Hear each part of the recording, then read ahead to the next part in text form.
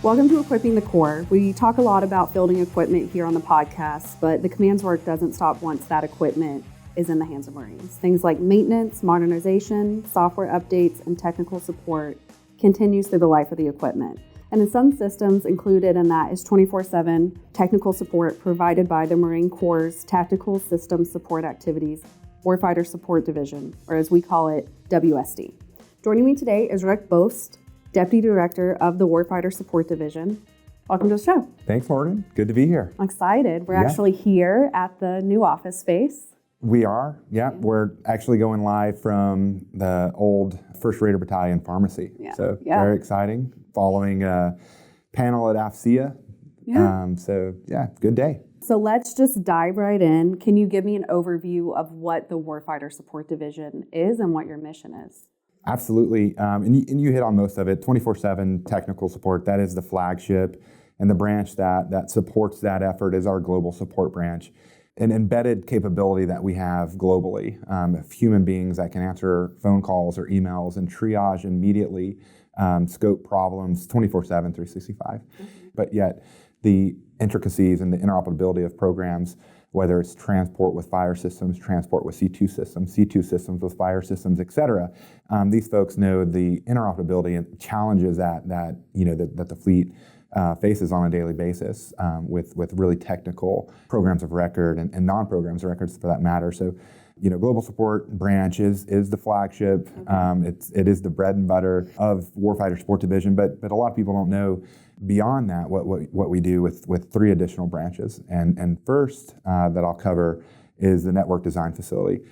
So MCTSA did go through an internal reorganization, and network design facility was realigned with Warfighter Support Division because they do spend about 80 to 90% of what they do. What they do, 90% of that is direct support to the warfighter, Marine Corps, Joint, and partner nations. So they are the network design facility of the Marine Corps, responsible for the creation and the testing and the development of Link 16 networks. So if you want to fly aircraft, you need that capability. And if you want to fly aircraft abroad or local, there's a lot of things that go into that, including with the FAA, partner nations, joint deconfliction. But these folks, they go above and beyond everything that's currently fielded as a capability, but everything in future data links. They're working closely with all the partner joint forces and partner nations in the development of future capabilities, and then of course how is everyone going to pass that data amongst themselves to encourage air superiority. Obviously, it's really important. Network design facility. Third branch is the Warfighter Support Officers. So it's a team of 8 individuals, each one in charge of a portfolio community of interest. So we have SATCOM, we have RF, we have intelligence, we have air C2, ground C2, networking systems, fires, et cetera. And so they're the ones who are actually the touch point between the fleet and the national capital region. Like the SME for each of the subjects. Absolutely. Okay. But on the government side, so they're mission funded. All of MCTSA and Warfighter Support Division is mission funded. We try to frame our organization that best resembles what the fleet can relate to. And so a lot of the folks that we do have on staff are, previous military or retired military that have real world, experience in this community of interest. So they're great in regards to what's fielded now, but also, shaping and forming future capabilities and the modernization efforts.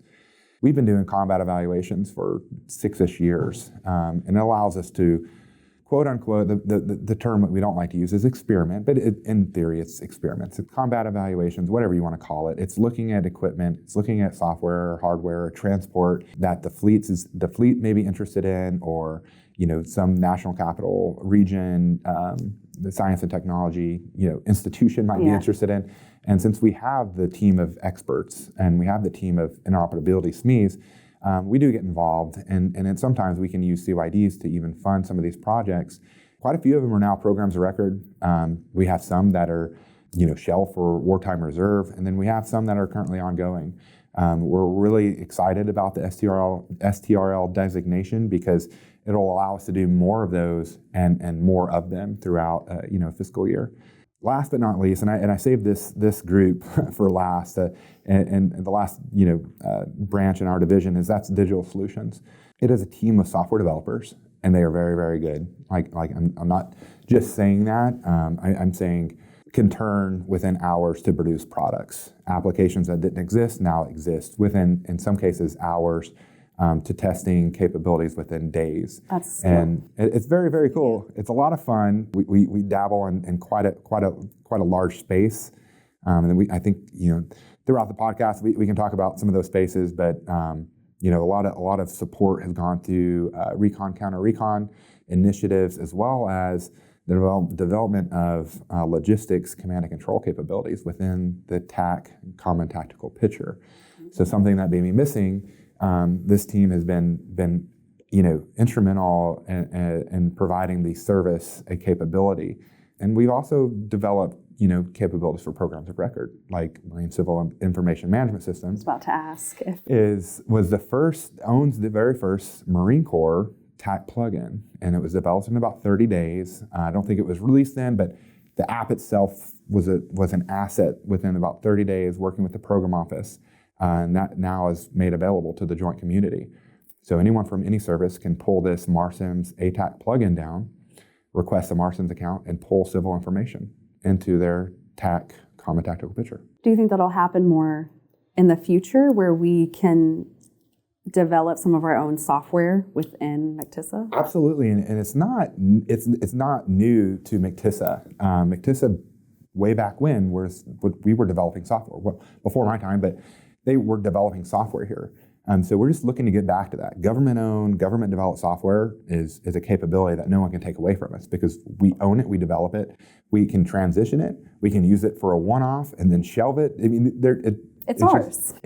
For us to develop a product, it didn't cost us any money. In theory, it cost us nothing. All of the plugins that we've currently developed didn't cost us anything. We did it with mission-funded developers. Now, if we want to take those to another level or transition them to a program office, depending on if this is meeting requirements, if this is going to be a program of record or in support of a program of record, programs need to spend money.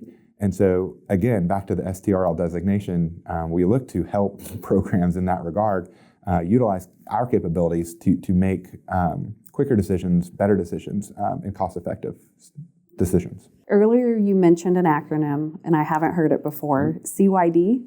Calendar year deficiency. So MCTSA is not rich, and I emphasize that. So Marine Corps. Marine Corps is not rich. Known for doing more with less. So our operating budget, WSD I'll speak of, is not enormous, obviously. Okay. And so we do look to CYDs, calendar year deficiencies, to maneuver, being a strong word, because what we've done in the past, start guides are a new capability that people like. We developed start guides for MUOS 6 years ago, it feels like. We developed with CYDs VSAT start guides, because we see that the fleet has a problem with this. They can call us around the clock, and that's great. We have the data that shows they have problems with the things. But if we're not available, or they don't have the ability to call us, what are they going to use? Technical manuals or start guides or a Tech2 video. Yeah. So we've used CYDs to not only hire more staff or to buy, some software or hardware that we really, really need, but also build products that the fleet can use. So the 24-hour support help desk, does this work similar to a typical call-in help desk, where you have like a tier 1 to like a tier 3, and then it elevates? And is that kind of how it works? Absolutely. Okay. So we have 3 main levels of effort that we kind of market to. Tier 0, which is our online repositories, Nipper and Sipper. Between our repositories, we're receiving about 1 million clicks a year. And so that is our tier 0 that we like to talk about, self-help, give people CAC anonymous access to software, CAC anonymous access to documents and knowledge-based articles. They can reach back to us if they need us, call us, chat with us. But what we can do is make assumptions that our online repositories are so good based on click data and the amount of tickets that we actually have, that people are getting the solutions they need online rapidly. And without having to call. Without having to call. Tier 1 is a group of individuals, 12 currently, that we have that work around the clock to answer the phones. They are not subject matter experts in anything other than our process and our database. Okay. So they do an initial triage. They do follow a script, but they also know when to deviate from script. If this is an urgent matter, someone's deployed, and commander has lost C2, has lost SA, is whatever the case is, they have an elevation matrix where they follow and they get on the phone with them. So if it's 0-2 here, it's daylight in Okinawa. So we can tap into the 18 folks that we have in Okinawa to jump on the phone with the person and resolve as rapidly as possible. Okay. Tier 2 are the actual SMEs that are hired by program offices. They're hired by units, or they're hired by us. We use our own program funding to hire our integrators and so on and so forth. So they're the ones who actually deploy. They're the ones who create the knowledge. They support the test events. They support the local events. So that's around the globe. It's a lot. A lot of events. Yeah. So basically, the best way to put it is every working day of the year, we have some of our staff with Marines somewhere in the world. And we're very, very data-driven in regards to the amount of time that we spend on what component, what system, what unit, because that's really important information. And all of that, again, feeds right back into our self-help website where anyone can go to our system statistics page, query the information that pertains to them or their portfolio, and actually pull and develop reports.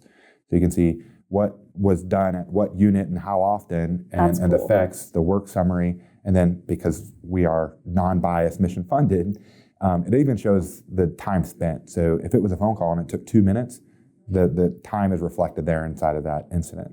Well, it could also be helpful too if you can say, oh, we keep seeing this incident at this location.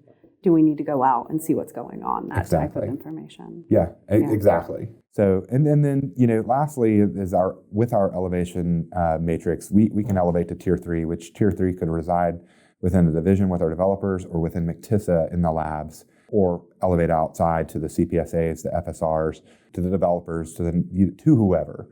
So it's all built into our support construct that we've developed and that we rehearse. And not only we rehearse, but we look at levels of efficiency throughout the year. Not only do we grade our contracts on their level of support that they're legally obligated to provide, but we're also looking at the SOP that we have them adhere to. We make sure the processes are as efficient as possible. Something we wrote a year or two ago, maybe we change that because the times have changed, and instead of getting the script down and find out who the person is, it's like, who are you, where are you, is this urgent? And if it is, we get someone immediately on the phone. So we try to be as efficient as possible, but we also are process driven. Because we don't have a large workforce. And if you don't have defined processes, you're not going to be efficient. No, it's going to be chaos. Exactly. So let's say I'm a Marine in the field and I'm looking for technical support. We kind of just talked about this. They can either go online or look for something or give y'all a call. Do they just automatically have that number, or do they know to call? I wish I had in front of me like the statistical data that shows the number of people, the number of Marines that have no clue we exist. It's unfortunate, to be honest. We can do our own marketing campaigns and branding campaigns, which we do. We have stickers that are goofy and people can do brand recognition like, I know this. We have generational Marines though, like that have started, as a young enlisted Marine and throughout their entire career utilize MCTISA. However, getting our information in all of the technical manuals, getting our information out and about in all of the schoolhouses is something that we want to undertake, and we want to help the programs and help the National Capital Region in that regard. But ultimately, we have presence on Marines.mil. Okay. We do have our websites. We do pass out the stickers. We do have some of the comm communications schoolhouses tour MCTISA during their curriculum. But getting to the lower level Marines where they're the ones troubleshooting for days and days and days, meanwhile they could just call us, is kind of difficult to get awareness to the end users that you just call one number 0533, or you go to one URL, or you send one email to an email address that you can get support to. We are definitely working on that. We average just under 13,000 phone calls a year, so it's not bad. But back to the point where we don't have a large staff, I would encourage all Marines to call us at any point in where they've reached the limitation and blow up our phone lines and make us fail, because now it would be an institution, an organization, or an enterprise problem that WSD, the Tactical System Support Center for the entire Marine Corps, has 12 people answering phones. So can we do 12,000 phone calls? Yeah, we do it year after year. We do 250 plus events every single year. Yeah, year after year we do it. However, if the whole enterprise knew about the capabilities that we have, at some point we would have to tell somebody no. It would be a lot more than 12,000. It'd be a lot more than 12,000. So if you look at like some of the statistics coming from some of the other programs like MCTIMS or MOL or GCSS Marine Corps, I mean, their trouble calls are, tens of 20s of 50s of thousands of the ESD, right? The ESD, and I might not be accurate, but I think it's about $1 billion that goes into ESD. For those who don't know, ESD, it's Enterprise Service Desk. Enterprise Service Desk. Yes. So you can imagine, $1 billion, in order to establish that framework for the entire Marine Corps enterprise is quite significant. And part of wanting to be on this podcast is to create a similar framework, a similar capability for the tactical programs of record. And tactical is a really, really strong word. It should be all SysCom programs of record should know, like, go to MCTISA and make them say no. Give them the first right of refusal. Give MCTISA the first right of refusal for, CPSAs or FSRs or, tier 0, tier 1 support. Because I guarantee you we're going to offer very, very competitive capabilities to, another organization that's, offering to do life cycle sustainment. It would be kind of cool if we could just get QR codes and just put them on our system, like when they Absolutely. go out, and just be like, just scan it if you need help. It'll take you to the website or give you the phone number. Absolutely. Even though they don't always have connectivity like that. They don't. It's funny, we do have QR codes. Okay. So we have QR codes on most of our business cards. A lot of the cards we used to pass out was a QR code that would take them to marines.mil so they can just get our phone number. Because depending on where they are in the world, they may not be able to, access CAC-enabled websites. As long as they get to marines.mil, they can get our number, they can get our email address. So QR codes, absolutely. And then depending on the programs of record, we do give stickers to programs of record to put on their equipment. Awesome. And then in some of the software, you can go to Help About, and you'll see our contact information there as well. Great minds. Yeah. Well, I mean, again, there's still so many people that just have never heard of MCTISA. Meanwhile, we're designated as STRL and technology institution for the Marine Corps, but still that doesn't resonate with the actual doers, the sergeant below or the staff NCOs that are actually programming and setting up the equipment. And then in some cases they don't even have the means to communicate with us. Speaking of the STRL, what direct impacts will that have to your team?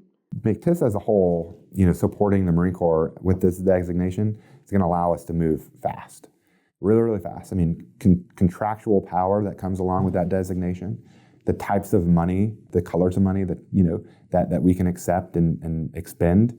I mean, that is extremely powerful. WSD, we look to leverage this capability for buying power.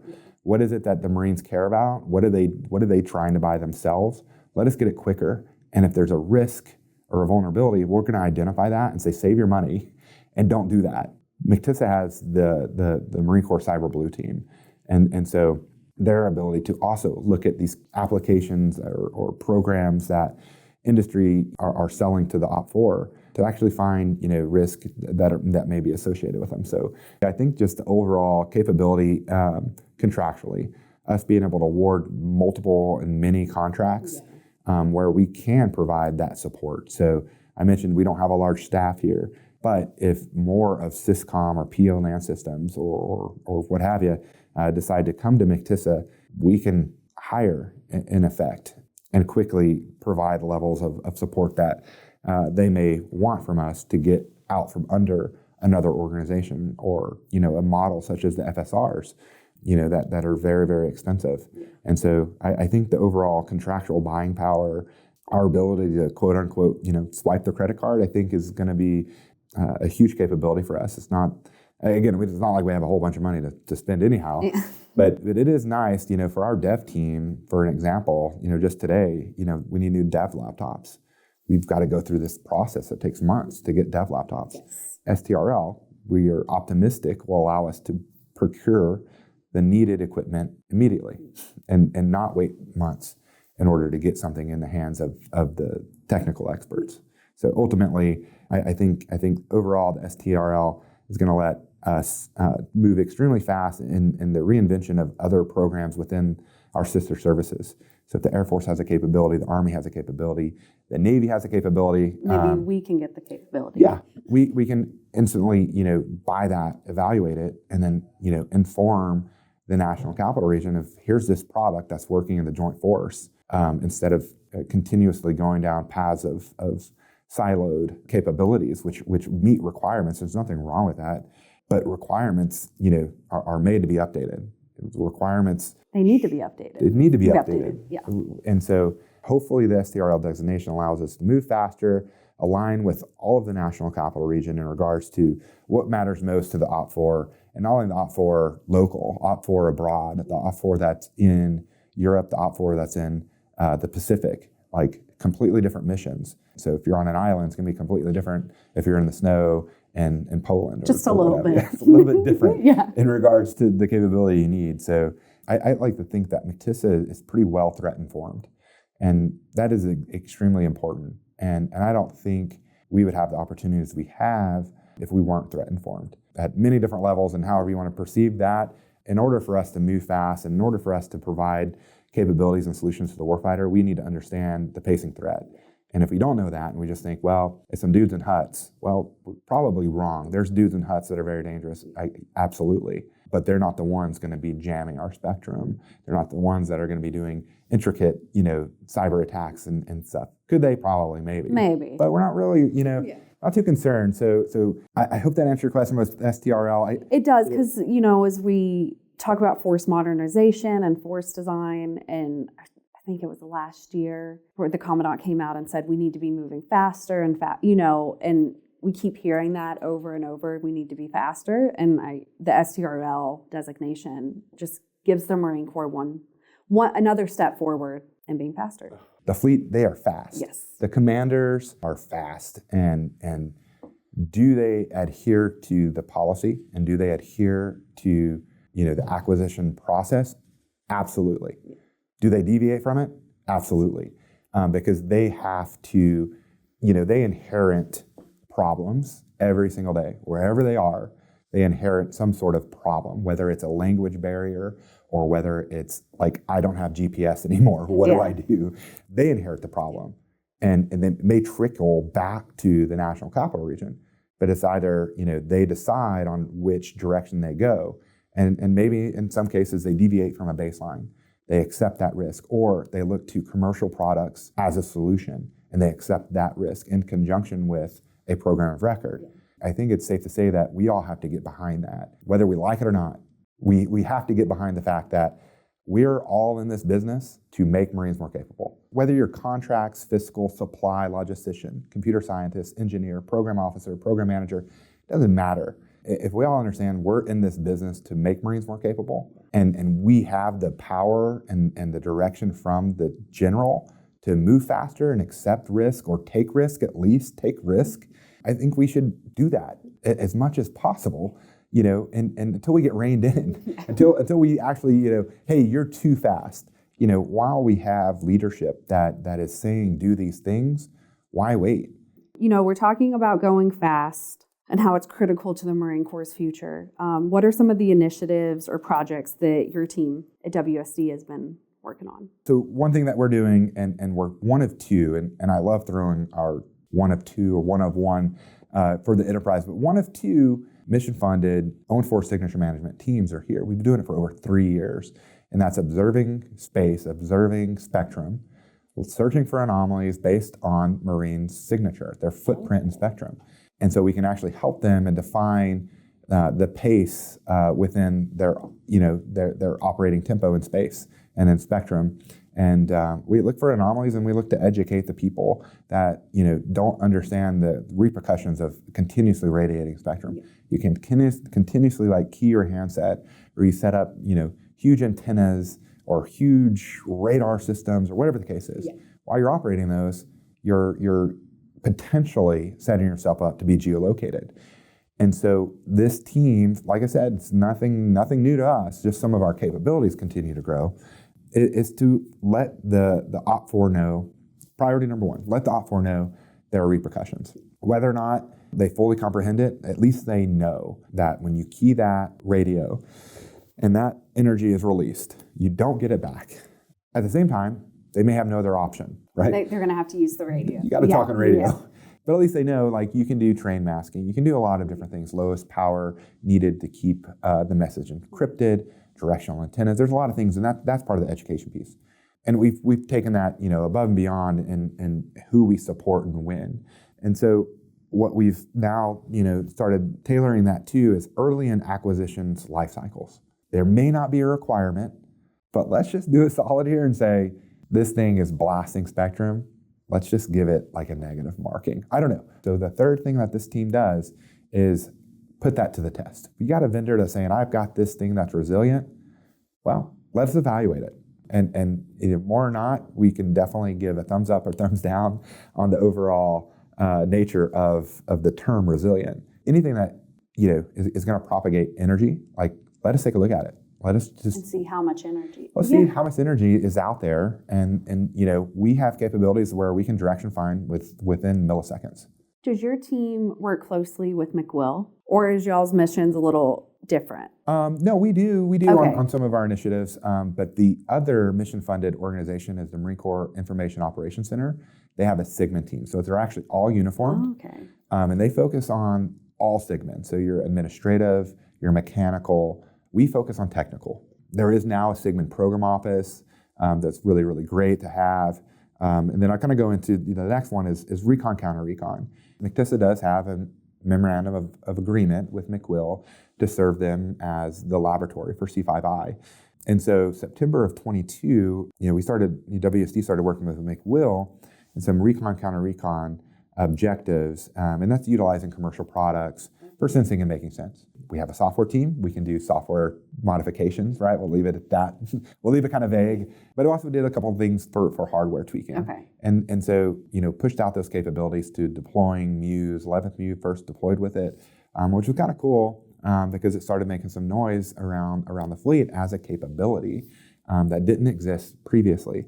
So there's been an UNS released about it, but that now, directly relates to some of the work we're doing for signature management, for signature management. So now you can also utilize some of this commercial radar capabilities to really increase your observations of spectrum. Yeah. Tactical assault kit for all the people out there that are supporters and all the people that are out there thinking it's competition. I like to mitigate as much of that as possible. It's a solution. In all intents and purposes, it is basically free. It is a government off-the-shelf solution that is proliferated throughout the joint services through DHS, through DOJ, DOS. It is very capable. Tactical Assault Kit is an ecosystem of products. And if we, as an organization, can help steer the enterprise in more secure pipelines, more secure means of distributing software, like, let's do it. Because the most secure software is software that's on a continuous release cycle. Because you've already known the bugs, you fixed them, release. Found bugs, released, fixed, released. And that's what TAC is. TAC is just like that. They're on a 3-month release cycle. And that allows a community of over 350,000 users currently to report bugs or wonkiness. Then it goes to the configuration steering board. We steer the product center to make fixes or make core changes that make the most sense for what is relevant today. And then, with TAC, you have an open source architecture. Is now you can develop against their API. I was going to say you could build in it. You can build anything. And so we have built plugins within 7 days. Once it got released to the fleet, they were using it in real world exercises, came back and said, hey, I had to update my license with this thing. Your plugin's not working anymore. 4 hours, patch, release, and fixed. Through the pipeline, secure software, hitting the fleet. In all intents and purposes, TAC is just a situational awareness mapping engine that you can add products to meet requirements. It's really important that we understand that it is joint, out of the box, because it has accreditation in every single service. There's reciprocity capabilities. And then, of course, there are civilian variants of the same product.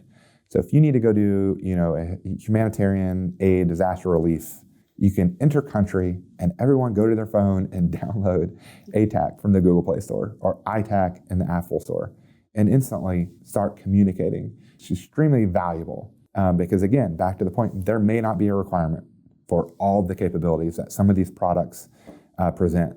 But if they don't cost anything, all we have to do is take accredited government off-the-shelf software and add it to said baseline accreditation because it'll ride on any hardware.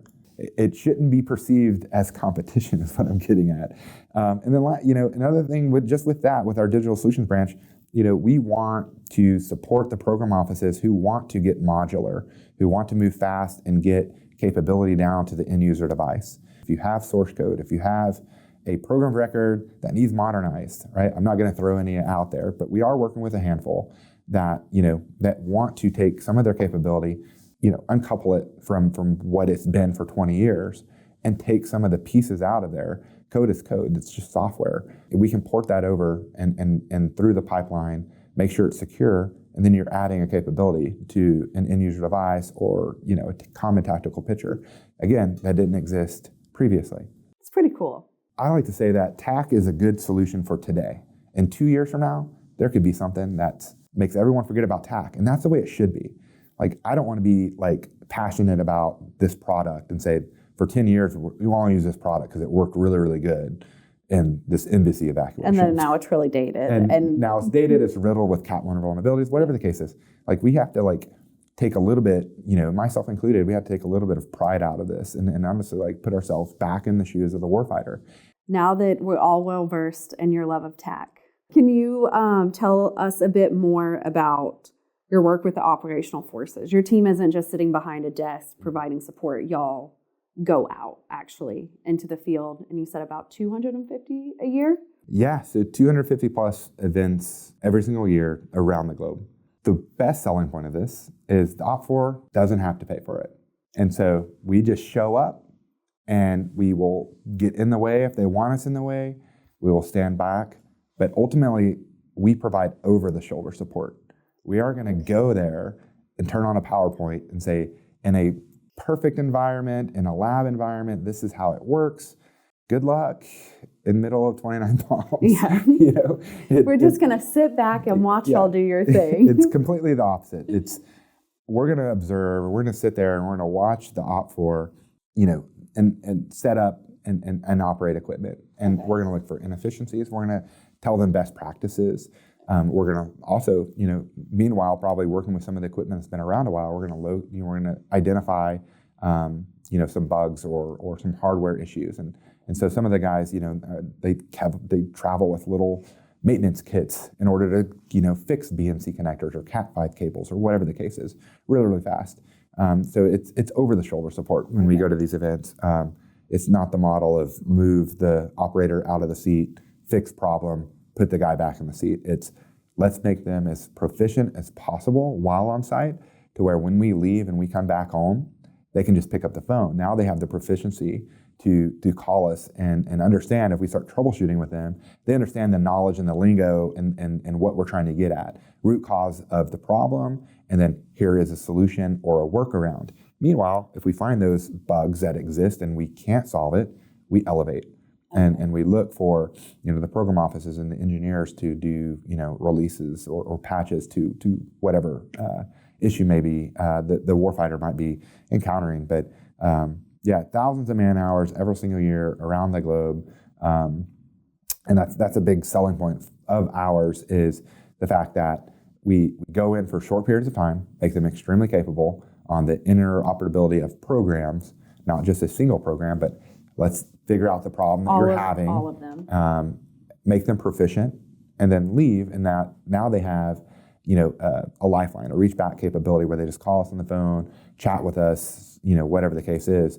Speaking of giving Marines the tools they need whenever they're going out into the fleet, you recently have started to have Marines come here to WSD on an assignment.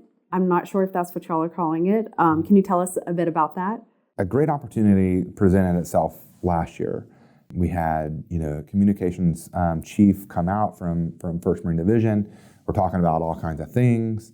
all the support we've provided them, whatever the case is. I said, why don't you just send Marines to us? Right now we have 3 Marines that are TAD to us from 1st Marine Division. They're all 2800s. We want this to, expand across the MOSs. We want the O3s that are going to sit in the COCs and become C2 SMEs. We want them here. We want the O8s in the same regard. We want the 28-600s that are going to be working with our EW Sigmund team.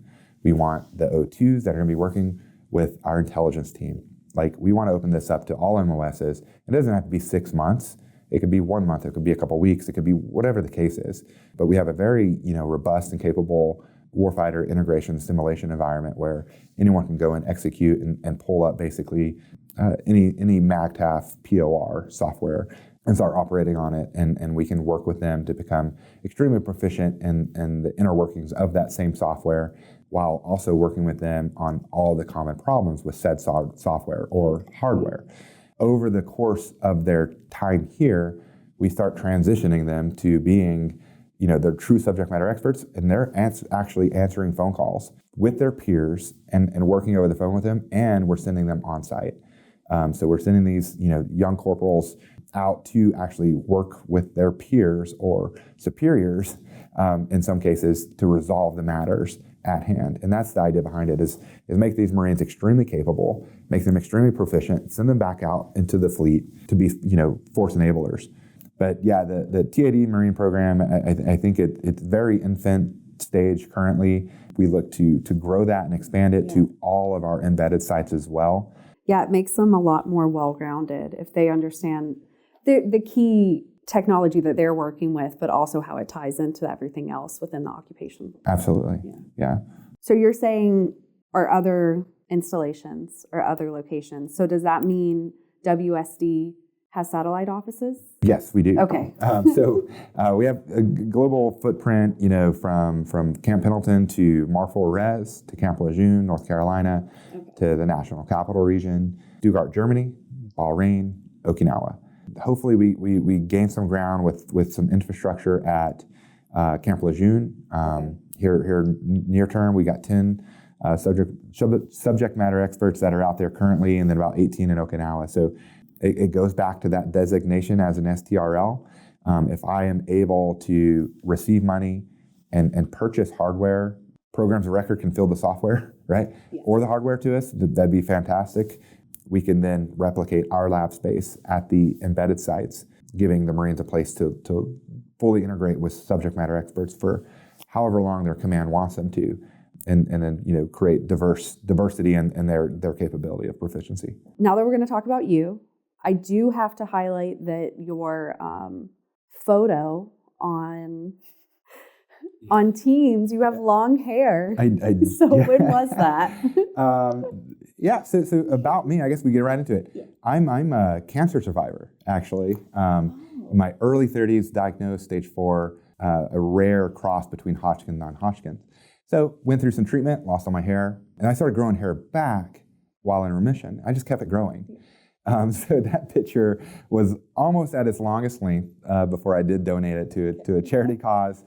Since then, I have grown it back out 3 times, I want to say. So I do grow it, and it grows fast. Then it does grow really fast. Really healthy hair. Very fortunate in that regard. You're not the only one who brings that up, and everyone, why don't you change your picture? 1, it takes time to change a picture, but 2, people remember it. And so they may relate this Rick guy or whoever to that picture. And so for me, it's my own brand recognition. And so maybe I don't have that hair anymore, and I'm probably about 20 pounds heavier than that picture. I'm sure I'll change it eventually. But yeah, long hair is definitely a lot of work, but rewarding at the end of the day when you can give it to somebody that needs it. It was giving very California, the long hair. Do you like to surf? I definitely did a lot more when I was younger. Okay. So are you from California? No. Actually born Galveston Island, Texas. Born there, a lot of family there, but never really lived there. I moved around a little bit, but I called California home for a long time. Been out here on and off for about 20 years. And then, my father's side is just from right up the road in Redondo Beach. So got some ties, back native California, but I don't think you're actually truly ever native unless you're born here. So Probably, yeah. definitely not a native California. Did your father's family bring you to California, or why'd you decide to move here? No, I enlisted in the Marine Corps in 2003 from a small town in Oklahoma, actually. Oh. So I enlisted in September of 2003, and I did 10 years active duty. Really unique 10 years, I should say. Probably not easily to replicate it. Not saying I'm special. I'm just saying I think I was in the right place at the right time. Did a couple trips to Iraq. Then I got a pretty cool stint for 8 months in Djibouti, Africa during that same time frame. But then, I went to McTissa. So I went to McTissa and actually had a pretty diverse, time there, where I went to Afghanistan, also as a Marine liaison in York, England, as well as in Bosnia and Herzegovina. So I was really, really diverse. You've traveled a lot. Traveled a lot, yeah, while in uniform. And then, I transitioned into the position here at McTissa.